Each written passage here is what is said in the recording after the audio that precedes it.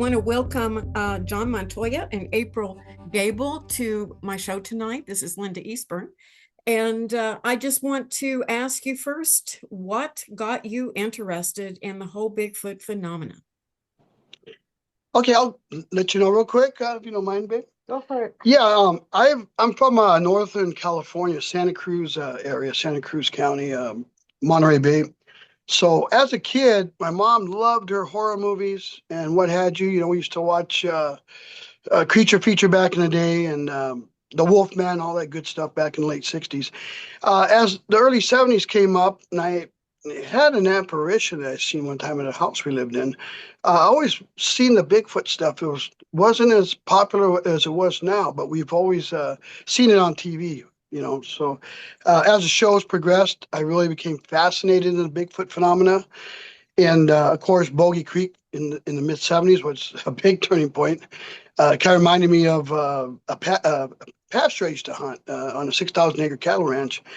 And all the early books and what have you that was around, there wasn't many, but there was a few, and some of the movie monsters, and of course Leonard Nimoy. I mean, all the old films that came out, and there wasn't as much as there is now. But that kind of always intrigued me. But I've always been interested in Nessie, UFOs, anything paranormal, anything that was bumping the night. That's just it was right up my alley.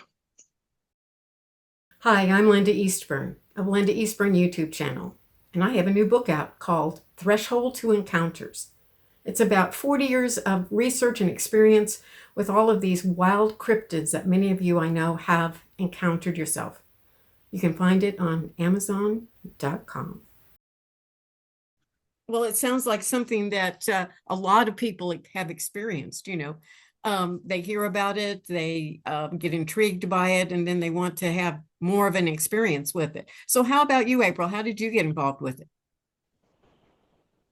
Well, I grew up in a rural area in Rosemont, Minnesota, and my grandparents lived next door. And I always was out in the woods at night when they told me not to go out there with my brothers and sisters and neighbor kids, whatever. And we'd go out there and play hide and seek and all that stuff, and nothing happened or nothing. And my grandma and great grandma and stuff told me that there's a big hairy creature that comes around. It may not be in these woods right away, but it'll come out. Well, we never thought nothing of it, And later, I actually saw one, and it was in 1998, and I was in Georgia at a timeshare, and it was raining, storming, and all that. And I was with my boyfriend at the time, and we were just, driving down the road to go to it. Stopped in, got our key, and we got to our cabin. Well, we smelt this really stenchy, I can't even describe the smell. And I thought, okay, maybe they didn't pick up the garbage. And we went inside, and it still was storming and everything. And he went and did his thing that he was going to do, and I was relaxing in the living room. And I was texting my mom telling her that I made it to Florida because or to Georgia. We were going to Florida the next day. And we were sitting there, and then she texting back and stuff and watching TV. And all of a sudden, I heard the shutters just bounce back and forth, back and forth. And I look up around like this, the corner like this way, and I'm like, what in the world is going on? I'm just sitting there, and I'm getting freaked out. And all of a sudden it just blows open. And I see this massive, just huge shoulders, hairy, red eye creature. Didn't really make any noises, but just was banging, banging, banging. And then all of a sudden my boyfriend comes out, and he looked at me and goes, what's wrong? And I said, nothing. And I go, and he goes, oh, come on, you could tell me. And I said, no, nothing. And then all of a sudden the shutters were going back and forth some more. And then by that time it was all quiet. So he decided to go outside and look there's an upstairs or whatever, a balcony or whatever. So you got the window. And I'm sitting there and I'm going, oh my God. I said, don't go out there. It's not a good idea. And he goes, oh, I'm going to go out there. So he went out there and I guess he took off or something and we smelled that stench again. And so then he came in and he said, why are you acting so weird? And I said, I'm just tired. So we went to bed or whatever and got up the next day, got outside, and I smelled the darn smell again. And I'm like going, you know, what in the world is this? And we left. So, did you think at the time that it could possibly be a Sasquatch? Yeah. And the thing is, I never told nobody about it until I met him. And I met him in like 2001. So we're sitting here and he's by the campfire and we're sitting here hanging out. And he goes, do you believe in Bigfoot? And I'm like, yeah. And then he looked at me and I go, why? Did you see something? Because of my expression in my face. And I said, well, I'm going to tell you the story here, because, you know, you're going to think I'm whacked. He goes, no, because they do exist. And he was telling me his, encounters Mm-hmm. Right. shortly after all that. So I'm just like, well, at least finally someone who believes me. Exactly. So, did you see any other evidence around there other than just the smell?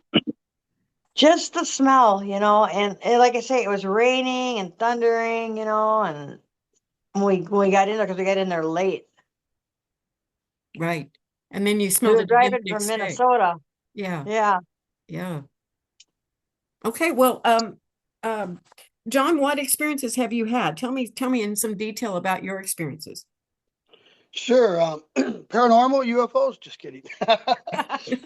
No, I've had quite a few. I've been in depth. I started really diving into this research in the 80s, although I have been out in the 70s a little bit, as a kid, teenager. But I would go out in the 80s, and, my dad was an avid outdoorsman, fish and game commissioner out in the West Coast, Monterey Bay.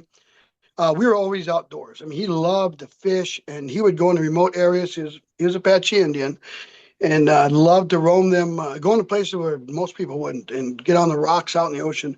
So we were always out in the woods.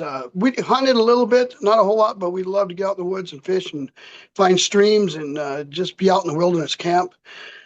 Excuse me. But in the 80s, I would see stuff, hear stuff out in the woods, and I would think of Bogey Creek all the time. I always referred to it as the howls or different stuff that I've heard. But I've never really ran into anything like that. I would think that I ran into the mid 90s, which I'll tell you a story about that. But as I gradually progressed into this and started looking into it a little more, we didn't have the web like we do now, where we can research and watch and hear about different stories from people. But in the 80s, I've noticed, late 80s, I've heard some howls and screams, never contributed to it. The 90s, I was going through some difficult times through a divorce, and I got out more in the woods again after, starting to raise kids, of course, in the 80s. So going through a divorce, I found solitude and peace when I was out in the woods. So I'd go out there a lot and pick up a few people and always roam, at night, get off work and just take a drive for a couple hours and go up to the Redwoods. I mean, we lived only 15 minutes from the beach and about equal as time to go up in the Redwoods, Watsonville, California, beautiful area. And in the 90s, I was up there and we were camping one night and we had been out hiking and we went down to about a good 8 mile jot and we could not make it back up. So we had to wait. Once the girls found out we weren't around, they found us down the bottom of the hill. But halfway down this mountain, there was a little clearing and we found this TP structure. And it was huge. I'm talking like 15 feet tall. Now it was kind of at the edge of this little meadow clearing, and it wasn't very big. It was into the redwoods. There was just a little clearing there, and it was kind of back set in the corner by the woods there, and it was a TP structure. And excuse me, the guy I was with, Rodrigo, he told me, "Is this what you look for, John? What's that?" 'Cause I told him, they make structure. I go, Could be. He goes, let's go check it out. I said, no, no, I'm not going over there. I got my kid and you got your dog. We're going to continue down the trail. But it was astonishing to see something that big the way it was. It just like a TP, just standing up. And it's the first time I ever seen something like that. As we went down the hill, as we came back to the campsite that night, it was about 12:30 at night. Everybody turned in. I'm always the last person to go to bed. I'll sit around the campfire, threw another log in, and heard a couple scurrying in the forest. And it was a coon, of course, but kind of gets you on edge a little bit. And right about 12:30 a.m., I heard this howl, and it was down in the mountain there, down the hill, down the valley there, and it was just like the Ohio howl. And I'm asthmatic, so I'm not even going to attempt it. It was that long, dragged out howl. And I contribute to just exactly the same as the Ohio howl, just spitting sound. Everything was exactly.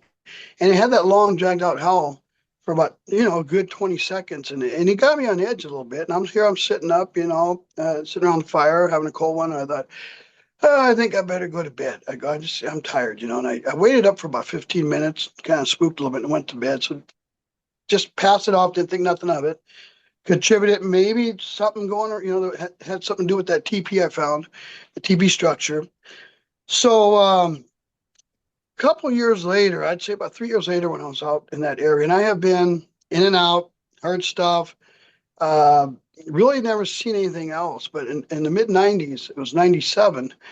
Well, let me take you back a little bit. 95, when I met my second wife, we had been out doing what I do, just like to cruise the mountains. And we came back down, and when you come back down on Mount Madonna and you come back to the pull-off there's 3 different pull-offs. We're at the second pull-off before you get to the bottom of the hill, and it overlooks the Monterey Bay. It's a beautiful area. You can go up there at night and hang out, and it was a bright moonlit night. I mean, it looked like someone had turned on the lights, and beautiful night. And it was September, and we were sitting at the pull-off, and we had just pulled up for about 5 minutes, had the radio, listened to K-Wave out there, just slow music. And we were going to sit out there and crack a beer and just sit on the hood and look at that, beautiful scenery like we usually do. And we went there 5 minutes and we were chit-chatting for a minute. And all of a sudden I heard this boom on the door glass. And it spooked the hell out of us because we were listening to easygoing music. So it just rattled you. And I looked at my window on the car and there was a dirt mark there. Kind of like you'd see a bird when it hits a window, leaves a feather. There was a dirt mark in my window. So I immediately told her, I'm like, let's see what they say. Like, open the door, and I opened the door to my car. And there was bushes to that side on this little turnoff, and then there's a hill behind us about 50 feet up, and it goes straight up a mountain. And there was a house further up there, but when I heard some rocks crumbling down towards the road there, it's just a little narrow road that goes up the mountain, 2-lane that goes up, and it makes like a U-turn going. So we were parked right in that, so it's a perfect U-turn. And when I looked up, the bush was moving and there was rocks coming down off that hill, like something had been standing there or had moved it or something was up there. So I thought, well, maybe something threw it. And I thought, wait a minute, how can something throw a rock straight down and make it curve and hit the glass? That don't make any sense. At that point, I started having a feeling of being watched. And we've all had that, just like something just staring at me. I looked off in the direction where that rock has come, and there were some big bushes. They're just like bubble-looking bushes and a few trees, and it goes down the hill there. And I kept looking in that area, did not see nothing. It was a bright moonlit night, but I had a feeling like something was there. Something was watching me, and it wasn't a great feeling. It was an uneasy feeling, like something did not want me there. So I got in the car and she goes, "Do you see anything?" I said, "Well, the tree and the bush, pine tree behind me on top of the hill's moving. But I got this funny feeling like something's watching us." She said, "I don't want to be here no more." So we end up leaving there. And I still would get out in the woods. So after that incident in 97, and there was a few little incidents before that, but in 97, I was out in the woods and we're coming down on the other side of the mountain, the Gilroy side. And it's an old logging road. It ain't well traveled, ain't well maintained. And if you go down that road and you run into another car, you're going to back up for hundreds of feet until you can find just a little area to get around. And I don't even know if it should still be there. I don't think anything's washed it out, but it's a spooky place, very dark. And again, it's strange how some of these occurrences happen during a bright moonlit night. And that night happened to be another bright moonlit night. And we were up there. It was fall. We were up there and cruising around for a couple hours. And I told my friend who was with me, I told him, I got to use the restroom here. So we went down around a bend. And the trees, the redwoods, were a little sparse there. There was like a little creek, so you got a little moonlight coming down. So I pulled off around that corner, and we proceeded to, do our duty. And he don't stutter. And all of a sudden he looks at me, and my nickname's JD, and we're sitting about maybe 5 feet from each other, just kind of, doing what we're doing when you're using the restroom. And he started pointing up the hill, and he goes, and he started shaking a little bit. And I go, "What's wrong with you?" And he pointed. So I look up, and I seen the biggest hairy creature I ever seen in my life. This thing, and I've said this before in other podcasts, what got me was the shoulders. It had to be every bit of 4 foot wide. I could see it from the thighs up. It was backlit by the moon. And it was about, I estimated, between 8.5 and 9 foot tall, just humongous. And what got me was it just looked like the head was sitting so low. It was like a bump for a head, and just all shoulders, and the arms would come down. You could see part of them, but it was the thighs up. There was bushes there kind of covering the rest between the trees. And this thing was massive. It scared the heck out of me. And we had a beer with us at the time, and I had a long neck bottle. I think it was our third beer out of 3 hours a night. We'd pull over and have a beer. And I was going to drink it and throw it back to the truck. And when I looked up this thing started swaying side to side and grunting, deep guttural grunts. Now, I know from watching the Wild Kingdom back in the day, Mutual Omahas and all that stuff, and if you see an ape start rocking back and forth, it's probably not a good sign. And that's the first thing that came to my mind, was just looking up this thing and start swaying. It scared me. Don't ask me why I did this. I've said on many podcasts, but I yelled at it because I couldn't believe I was seeing it. I went, "Hey," and I threw that bottle up at it, which went about 10 feet and clanked around, and this thing froze. Then I thought, oh, shoot. And it started moving towards me. I didn't see the head moving, but I hear crunching like it was walking down the hill. And it wasn't very far away. I'm talking, you're looking at about 100 feet. I turned and bolted in the truck and got in there, and we proceeded down that hill as fast as we could.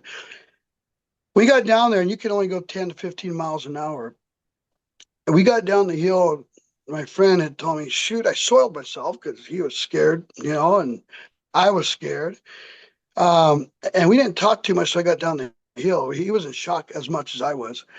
And I had left my window down in my truck. I had my own glass shop, John's Auto Glass. So I had my window down, and I didn't even have that up. It just, when you see something like this, you're petrified. You're scared. It scared the heck out of me. I mean, I thought I'd never see a Bigfoot in my life. It's a chance meeting.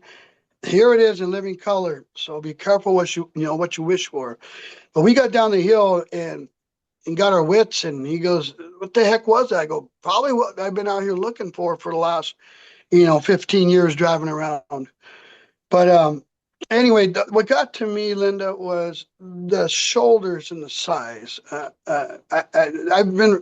story was in Bigfoot Times with Danny Perez. I talked to him when the Rams went back and won the Super Bowl, and a lot of people on different podcasts. But they just don't. They don't make something. There's something on this earth they can't even exist. It's when you look at the shoulders, it's just massive. It just doesn't make sense. It's hard to wrap your mind around that, to see something that massive. And I've told people that my dad would take us to a lot of wrestling matches and would help promote some of these. And I got to meet Andre the Giant, Rocky Johnson's dad, and his grandfather, Chief Peter Maivia. I remember Andre the Giant would put his hand on me and go, "Little Montoya," and laugh at me. And here I am, 7 years old, just staring up at this guy. And this thing I seen, this creature, made Andre look like a midget to me. I mean, he looked small compared to what I seen. It just don't make any sense. And that was 97 too. And I started correlating this over the years, how some of my strange happenings, a couple encounters, I had one more after that. It seems not all of them, but a few of the sightings, the different stuff I had happen, had came in the fall, in September, October, late August.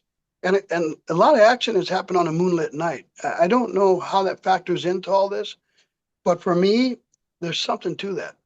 Let me ask you a couple of questions about this because that's a really fascinating story. First of all, about what time of night was it?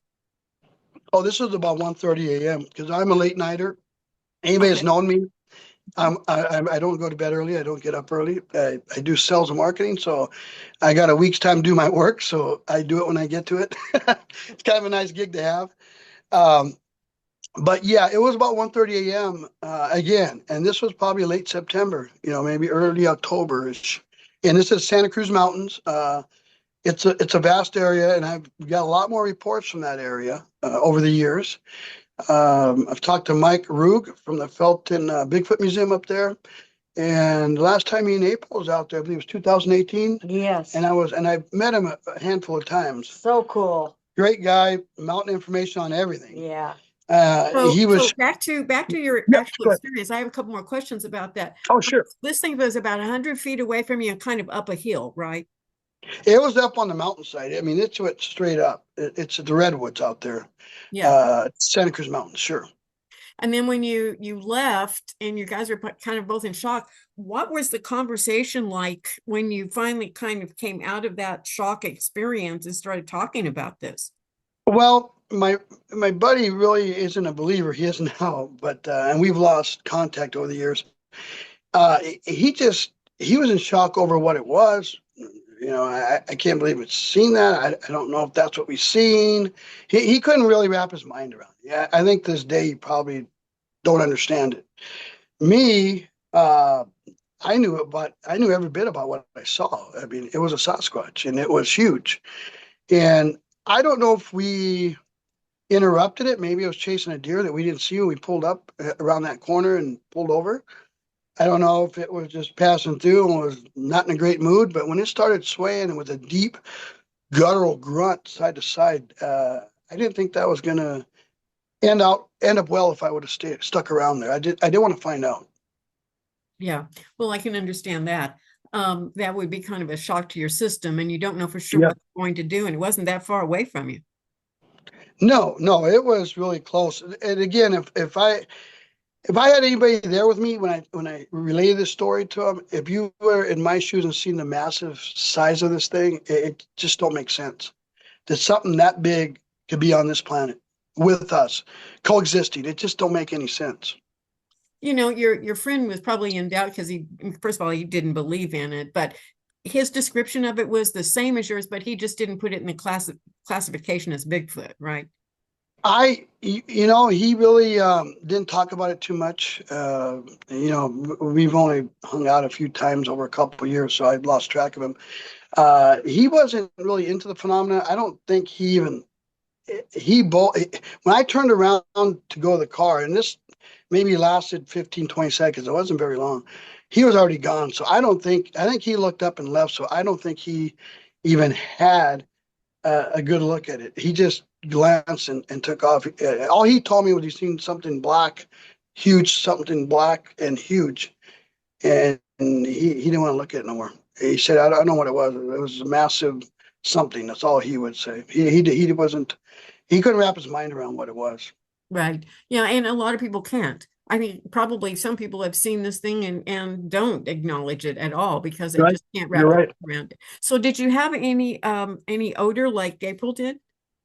No, mine didn't have no odor. I didn't notice no eye shine at all, other than just the deep guttural grunt, swaying side to side, and then some crunching like it was walking towards me, which I didn't. You could see through the moonlight the outline of this thing, but I didn't. As soon as I heard the crunching of the twigs or whatever he was walking on, the underbrush, whatever was up there, uh, I, I just took off. I couldn't handle it. And to this day, Linda, I've been up there a couple times after that during the day, but I took April up there on Halloween in 2018, and we were going to go down, and it's a hidden opening. It's just the road will go right by it. It's just a dirt road, and it looks like a tunnel. And if you start going in there, once you go and get about 100 feet in there, it goes all the way down the hill for about 15 miles, and it's an old road. And once you start in there, it's hard to turn around and get back out. You pretty much have to go the whole way down. And I still cannot get myself to go down there to this day at night. I told him we're And I'm not not going scared. down Yeah, and there. I'm not scared of too many things. She's been out with me. I still do a lot of research out in the woods, especially in the driftless area. But that one particular spot, I just can't put my mind to get down there at night. I wish I can get over that because I'd like to do that, but it's if you could see the area, you'd understand with the mossy trees and the darkness it has at times. It's not a real welcoming place, I should say, No. when you get down in there. It's dark and gloomy, and even on a moonlit night, you can get some places where it's just thick with the redwoods. It's not. It's a scary place to be. So, so you have been back by there, but you've only been by there in the daytime. Yeah, and this was back in '97, so I don't know what it would look like. I haven't been down there. It's been many, many years. I moved up to Minnesota in 2000, so I've been by there, but I've never been down that road since since '97. So, have you had any other experiences? Yeah, and in the same, close to the same area in California. Then I can talk about around here where we live now. Um, I had my own glass shop, like it's a glass business. We did pretty much, auto and residential. Um, and I had my kids in the back playing. My second wife was driving, and we were cruising around. And we were getting ready to go home. It was about like 10:15, 10:30 at night, October again. And we were coming down, and this is only a year after '97, this is '98. And we were coming down from that area, by that area, coming down the hill. And we just almost got down to the bottom. And there's this little like culvert that goes under, and the road narrows. So if a car's coming, you got to wait till they pass, and then you can go. It's just a one lane little wood bridge. It's got like little fences about 2 foot tall. We were coming around, and that goes. Once you go across the bridge, it bends again. It's real windy up there in that area, the roads. And we were coming down, and it was kind of a gloomy night. As we came around that bridge and went to go around the bend, sorry about that. We uh, we ran into. I mean, we picked something on the headlights. Sorry, someone just called. We picked someone up on the headlights. And what it was a black figure, and it took one step and then was gone, just that quick. And when it took one step across, you could see when the lights hit it, like the reddish brown fur, and it just went over the edge there, and it goes down to a creek about 30 feet, and then goes straight up the mountain again. And then there's a mountain straight up. So it came down from the mountain, and there is houses sparsely in that area. Um, I I was just looking up when I seen it, and she said, "What the heck was that?" And then my boy in the back, who lives down the road, well, lives here with me in Minnesota. My oldest one stayed in California when I left. Um, he was young back then. He was, Dad, you see that? You see that? And I said, yes, I did. And I go, pull over. So she stopped. She said, what are you going to do? I'm going to go look. She said, no, you're not. I got out of the car, went across the road to where I seen this thing was at, and I had a small little flashlight. And I looked around, and I couldn't really see that far. It was just a cheap little one of them button lights you press on a keychain. And I didn't see nothing. You couldn't see. It was just too small of a light. So I stopped there and turned off the light and was sitting there. And all of a sudden, I had that feeling like, get out, like something was hit me, like, you don't belong here, like, get out of here. It was just a horrible feeling that I got in my chest. I knew something didn't want me there. Something was not right. What was strange about that incident is I started having these ringing in my ears. It was really like a buzzing. It wasn't even like a ring, it was like a buzzing. And I've heard the stories now about infrasound or what goes on. I don't know if that was that. All I know is my head felt dizzy and I had a buzzing in both ears. And it wasn't the ringing you'd hear like we all get once in a while. It was more like a buzz, like a bee would buzz, kind of humming in my ear. Something was echoing my eardrums. I don't know what it was, but I didn't stay there maybe 10 seconds at the most. And I turned around, got in the car, go, let's go. She goes, you see things? And no, let's just go. I go, I don't like the feeling I'm getting. So we took off, and my other boy, he didn't see it because he had his back turned playing. But my little boy, when I got off, he's like, Daddy, no, get in the car, get in. And they were both kind of concerned, and I get it. And the nut I am, what do? I go over and say, I want to see what was going on here, what the heck that was. But to this day, I don't know. I know it's a very active place, for Sasquatch. There's been a lot of reports. Some of them, I think it was on Unsolved Mysteries, if I remember right, in that area, maybe 40 miles away from there, 30 miles away, where someone had seen a Bigfoot, and it was mimicking her eating a sandwich or an apple. I couldn't remember. But it's a very active place in that area, Santa Cruz Mountains. Yeah, it sounds like it. I've spent some time there, but I didn't know a thing about Bigfoot when I was there. Maybe I would have looked for some. Yes, it's I've taken many reports. I've heard a lot of reports. I've taken reports from friends I grew up with who are now architects and have a nice career, but they said, I'll tell it to you, but I'm not going to repeat it to anybody else. I don't want to look like a lunatic. And I get it. They got a high profile job and they just don't want to deal with it. They had seen one. I can tell you a quick story before we get in the Minnesota side where friend of mine was coming home around one. I grew up in that area, by the way. I'm born and raised there. But he was coming down Highway 17, which is a real windy stretch of road. It's got two lanes on each side, but it should be one lane. And it was late at night. He was getting off work late, driving home from the San Francisco Bay Area because he builds bridges up there and stuff for his company. He designs them. And it was a long night. And he was coming home, he said, and it was late at night, by 12:30 at night. And he was coming around Highway 17 before you get into Santa Cruz and then hit one to go to our town after you go through Aptos. He seen something black coming up in the middle of where the dividers are. So he said two objects. He didn't know what it was. As he got closer, it looked like two big furry bears or something. And they went down and tucked in like a ball right by the divider and sat there. And he slowed down and looked, and he said it just looked like two giant apes or some type, one smaller than the other. And he just hit the gas and took off. He says, I think that's what you were telling me about them Bigfoot, Sasquatch, wherever they are. He goes, I think that's what I ran into because they went from an upright position, tucked in a ball, and just sat there until I went by. And I slowed down, then I took off because I was scared.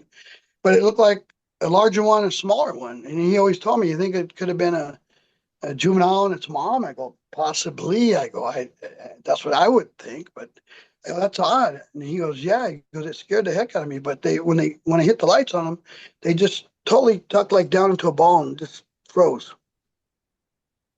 Wonder what So that that, ball that looked like. I wonder if that, I've heard of that before, where they will just disguise themselves by looking like something else, like a rock or a log or something of that nature. right. Did he describe it like a log or something that they look like? When he went by, he caught it right when he was coming by, and then they went down. But he said they looked just like to him, it looked like a bear, kind of fur. But he said I didn't get a real good glimpse. It was dark that evening. But when I hit him with the lights, it just looked like a hairy type of creature. He thought it was a bear at first, till seen it upright and then it tucked down. But he said it just looked like a giant fur ball as it went by, just all furry. Yeah, exactly. So you moved to Minnesota what year? I moved here in 2000 from the And, Monterey Bay area there, and Watsonville. do you go out and do research up there? Oh, yeah, quite a bit. We hang out with a couple different groups. We've been going to Wisconsin the last year. We had 2 expeditions. Some of the people with us were on. I guess they take people out with the BFRO, and the Wisconsin Bigfoot group. Dan Nadrella. I don't know if you know Dan Nadrella. He goes out with us quite a bit. We have game cams, cellular game cams out in certain areas. We have access to about 500 acres of private land, about an hour from us south in the Driftless area. Where we live here is part of the Driftless area too. So we're active. We do a couple of events every year. We get our swag and all that. I only sell it at events. I don't put it online. And we hit a lot of different events. We go out all over Minnesota, Wisconsin, down to Iowa. We're out in the woods quite a bit. So the only time I really have time to do a podcast for people, I've been asked to do a few, is during the winter months, because it's colder and I don't go out in the woods as much. But we're pretty active on the Bigfoot scene and doing research. So what all have you discovered up there? Structures a lot. And I tell everybody that I'm not 100% saying that everything we find, it ain't, Bigfoot related. I think a lot of it's man-made. But there is some that's woven together, snapped, twisted. We've had howls. I got chased out by something in our research area down in Spring Valley, Minnesota. Not last year. No, I always say it was a year for be 2023. We just got a new year. Went down by myself, which I never do, and something followed me out of there. I don't know what it was. It was on 2 feet. We've had the tree snaps, breaks, found a couple of footprints. Peanut butter jar. Peanut jar missing, and found the lid later by a 15-foot limb that had been snapped off and put across the trail. We've caught some. We were riding a side by side one night, winter, down that area, and when I reviewed some of the videos, I got tons of videos I still haven't went through for many years, but I noticed it looked like a dark figure of some type, and the red eyes, reddish orange eyes, kind of come up. Yeah. And then as we went by, it kind of went up like that, and then it went out of frame. So the owner there had a couple people around that area where we researched down there in the Spring Valley area. The owners have seen one close to 9 foot, like I seen, threw a log at him. He got 17 3/4 inch footprints. Another guy found some coyotes torn up, and we hear the coyotes all the time. We're out there doing our research. We're out there probably about 20 times a year. Another one had seen one, and some that they were selling off 10-acre lots. I think it was back in late 90s, 2000, and they said he was telling me that he remembers catching on one of the pictures. They were taking pictures of lots. He seemed like it looked like a bear, but then when it stood up, it was like a tall figure, hairy figure. So a lot of different reports. I know Chad Lewis, the good friend of ours. He had wrote about one on his I think Minnesota Mysterious Monsters, whatever it is, in one of his books. About a dogman figure kind of down that area. So, I've taken about 4 to 5 reports recently from down there, and we went to investigate. It's a beautiful area in Masonic Park where someone was camping and got chased out. These things had screaming at him and surrounded him and was throwing rocks off a 100-foot straight down face. It's like a cliff that runs around the river. It's a beautiful area. And they were camping down below, and they were getting pebbled with rocks, and then the rocks being thrown, giant ones, and started seeing black figures. They got in their car, left everything there. On the way out, they seen something in the headlights across the road, and it was a Bigfoot. So a lot of reports down there. So we did, Linda, about 3 years ago, and the owners are so sweet to us. They're like family. They said, go down there and clear out a spot to camp. So we spent 3.5 months cutting trees down, clearing out all the shrub. It made like a half moon area, and put a pit in the middle, and we made 4 campsites. So now we can camp there whenever we want and do our research. And we got to maintain it every year. And I can bring a few people out. I just can't bring the whole town. But we can bring people out with us researching, and we do. And it's a really fun time. And other than that, yeah, we have a lot of reports from here. We got a place in Wisconsin, by La Crosse, that we have access to, private land where we can go up. And the owner there has seen a few of these running around there, and he totally believes it was a Bigfoot because he's seen them with the red eyes. And we got cameras up there, which is down right now because of the cold, so we're gonna have to get up there and hike a mile to get up to them. And then we've been hitting the Wisconsin side. We do go up north. We do the Reamer event every year, home of Bigfoot, and then I know Abe Del Rio from the Minnesota Bigfoot Research Team, and great guys. So Fun time up there, yeah. And the owners there. The Reamer Motel, Steve and Erica. So we get up there and do the event, and then me and April usually go out, and we venture around the Chippewa National Forest or wherever we can, and look around, see what we can find. Yeah, exactly. Well, you've had enough experience with it, you kind of know what you're looking for. It sounds like you get out in the woods quite a bit and real boots on the ground kind of research, Right. looking for things. It's just far and few between sometimes, seeing something. It's a happenstance that you can't predict. Sure. Yeah, you're right. You're right. It's a chance to even have an encounter with one of these creatures.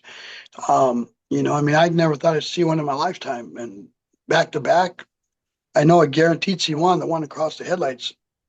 It was upright, so I don't know what the heck that was, but I'm almost positive it was another Squatch. I just got a glance at it as I looked up. I know my kid said he's seen it and he knew what it was. But yeah, it's the more and more you dive into this, I know in Wisconsin, we were there last year out there in the middle of nowhere. This was pretty remote, and we went out in groups of 4, and I know we were by a pond, and I thought I heard a growl to the left of us. I were walking on this old logging road, and we seen this white light. And I don't know how far it was. I don't know the area too well during the daytime, so I've never been there. But we went out at night. They had canvassed the area earlier that day, and it looked like a white light that would come on like size. I don't know. I'm guesstimating the size, maybe a golf ball to a tennis ball, but it would get real bright and then it would slowly fade out. And it looked like an eye, but why would an eye do that?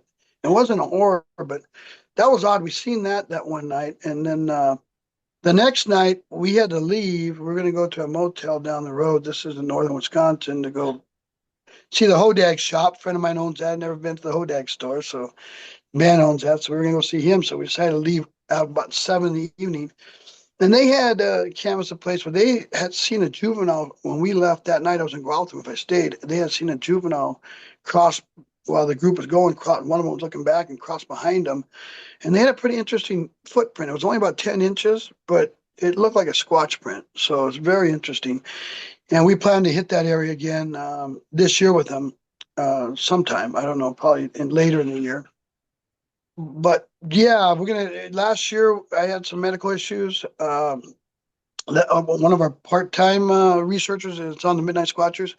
Our group, he has a prosthetic leg, so he had some issues, and we really didn't get out to that area whole. I think we had 3 times last year, and then we had the year before last, we had about 30 camping trips out to that our research area where we hit down in southern Minnesota. So this year we plan to get out there and maintain it. 'Cause it's got to be maintained every week because It rained so much last year, and yeah, June was horrible. We had rain for about a month, so it just kind of made a mess of everything. Yeah. But we plan to get back out there this year and do some more research as well as everywhere else. So that weird light you saw, that's the only experience you've had. You haven't seen like the orbs or anything like that. A lot of people talk about. No, I've never seen the orbs. In California, I've seen 2 orbs, but I related that to an apparition of some type. We had the only 2-acre plot left in the city where we lived, and my dad used to like growing corn back there, and I had pigeons, coops, and all this stuff. But we were out there one night, and I seen. The story goes that back in the early 1900s, there was an old well pump out there, which has been there when we see out in field all the time when we went back there. But I guess teenager and his dad got electrocuted out there somehow. They were working on the pump, and so they passed away there. So one night we're out there in the corner, my Dobermans ran past us, and we were just out there. We had goats way out in the back in the fields. So we were going to go check on them. And my Dobermans, I had 2 Dobermans, they ran past us like they were spooked. They went back in their dog houses by the house. So we went back out by the field, and corn rows, you get to your little aisles. And I looked down one of them, and I seen 2 orbs come out where my dad would take his tractor out, and they were floating around, kind of like they were kind of like following each other, kind of like the old bouncy balls where you sing along and they bounced around. That's what they looked like, and they were like a bluish white, and they were just drifting, and they went straight towards a fence and disappeared. That's the only time I've ever really seen an orb, and I think that was an apparition though, but not the Bigfoot related orbs like some people see or I hear about it. I've never witnessed that myself. That what I seen out in Wisconsin that night, that very well could have been because it had came on and then dimmed after a while. Then it came back bright and it dimmed. And then after a while, it looked like it showed up in another area and then it dimmed and then we didn't see it no more. Yeah. So Those things are unexplained, a yep. lot of people do see them when they're out in the woods or in nature of some sort.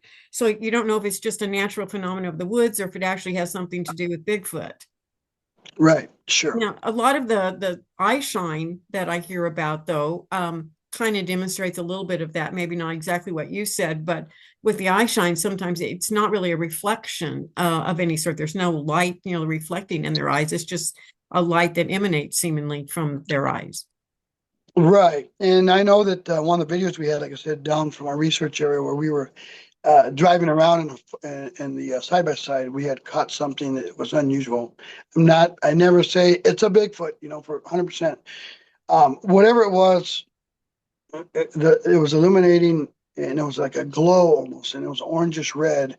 And it just looked like it went from a low position because I know that area. It goes across the river there and goes up, and there was bluffs and a couple little caves, and it went down by this tree line. It had went, like I said, it went low, and then it kind of came up as we went around, and then it went out of like I'm showing you now. It went out of range of the my camera. I didn't notice it when I went by. The same night, though, the owner swore he seen something stand up and run across the field, and I had my night vision, and I tried to pan around, but I didn't see it. And if it was stealthy because I didn't hear it. But he swore he seen something. He said it was only like 20 feet away from us. It just stood up and bolted across the field. Yeah. And I didn't see it, so all I can just go by is what he said. Well, sometimes I hear reports of these things moving rather rapidly. Yes, they can move pretty quick from what I hear. Yeah, exactly. So what do you think they are? Do you think they're animal, human? What are your thoughts on that? I still think they're a type of hominid. I'm open minded. I was bent on they're just related to Gigantopithecus blacki, like we all thought back in the 70s. I still think they're flesh and blood. I think they're lived alongside us for many years, sparsely. I've heard of estimates of there maybe in 4 to 6,000 between here, Alaska, Canada. If that's just the estimation of some people's theories. I think they're a type of hominin that's branched off, or maybe a new type of hominin that's lived right next to us for many years. And as we go in these rural areas and develop them and move more in, like we are with wildlife and developing, and we're beginning to have more sightings. And with all the new technology too, people with cameras on their phones, pretty decent cameras. I believe we're going to be catching a lot more and seeing a lot more. But I think they're flesh and blood, and they're from here. I don't. I've heard a lot of stories. Where they quantum physics, vibration, where they, reappear and disappear through portholes. To each their own. But what I seen, I can only go by what I seen and what I witnessed, and to me, it was flesh and blood. Yeah, exactly. I do think there are probably more of them being reported today, but that may be simply because people feel more comfortable reporting them. There's a lot of shows out there, a lot of podcasts out there, a lot of research groups out there that allow people to legitimately express what they've seen now without quite as much ridicule as perhaps in the past.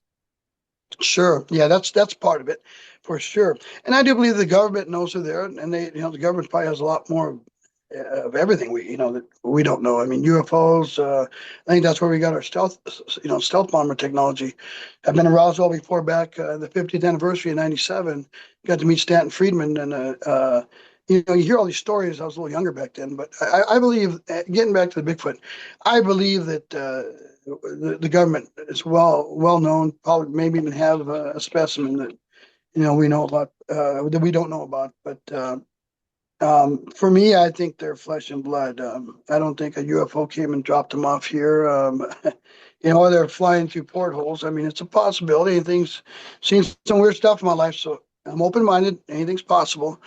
But again, what I can go by is just what I've seen. So. How about the Sierra Sounds? I'm sure you've heard those. What do you think of Oh those? yeah, I'm very familiar. I got a copy of it here, and I met Ron Moorhead a few times. Them are very interesting, and I've listened to enough shows and podcasts and people on experts on speech who claim that that's a type of there is a type of language there. We haven't deciphered it yet, but it's a language. But I find it very interesting, and it almost sounds like they're mumbling something. Down where I came from, Monterey Bay, I think it was episode 515 on Sasquatch Chronicles.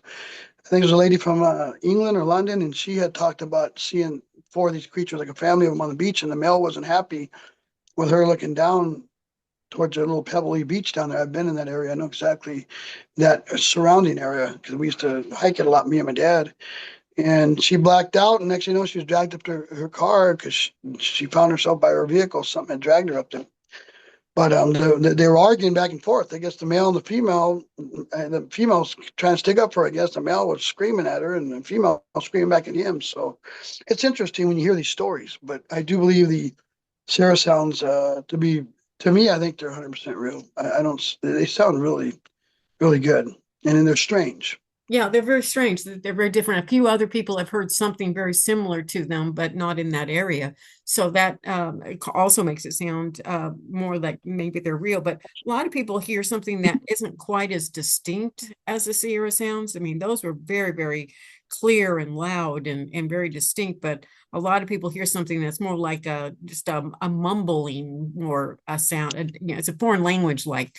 They Yeah, describe it like a foreign language, a chatter of some sort. So, like they call it samurai chatter, or my dad was Native American, so it's a different language, and so we I forgot his name. Scott. Scott, yeah, we ran to Scott. I forgot his last name now, Yeah. but Nelson. Nelson, right? Nelson Scott there, Nelson. He's yeah. down by you, Missouri. Yeah. He was my very first Bigfoot interview. He's the whole reason I have this podcast today. Oh, He's a cool. great Yeah, guy. we Yeah. sat down and had a beer with him and chatted at the Minnesota Bigfoot conference. He was there this year and never met in my life, and got his number. Told him I'd seen. Me and April, we go to quite a few concerts, about 25 a year, and we know a lot of people in the music industry. And when we hang out with the band, sometimes if they're around, we'll get connected rooms and have fun. But he told me to come down to Missouri. He's got some good bands there. But anyway, we talked to him, and when he slowed down that Sierra sounds, and I've never heard it slow down. I got the CD here and never thought about that, but he kind of broke it down at the conference. It was very interesting to hear his take on it, and it blew my mind. Yeah, go into my channel and watch Bigfoot the language. I mean, that's seriously all it's about. It's just him telling and describing the Sierra sounds, and it goes into a It lot was of so detail of how interesting. he deciphered all of that. So it's about an hour-long show of just Oh, cool. so Yeah. yeah, I really didn't know a lot about Bigfoot until that interview, and then suddenly, all of these people are listening to that interview, and so I built a whole audience that wanted to hear Bigfoot stories. So that's brings me here to you today, and 2 years later. So I've learned a lot in the last 2 Wow. years about Bigfoot. Yeah. Yeah, I've had talked, to other people about maybe getting a podcast that have been confronted, and I'm like, if you want to do all the footwork, I'm more into. I love my RC stuff since a kid. I got airplanes hanging up everywhere I build. Balsa. I love my new drones after the last 15 years. So, and I love to get out and fish and hike. And you do the flip side of that. I like going out to concerts. So that keeps me busy enough. I don't really have time. When it's nice out, you won't find me indoors. I'll tell you that. Exactly. Well, I don't If blame I, you. But a podcast is time consuming.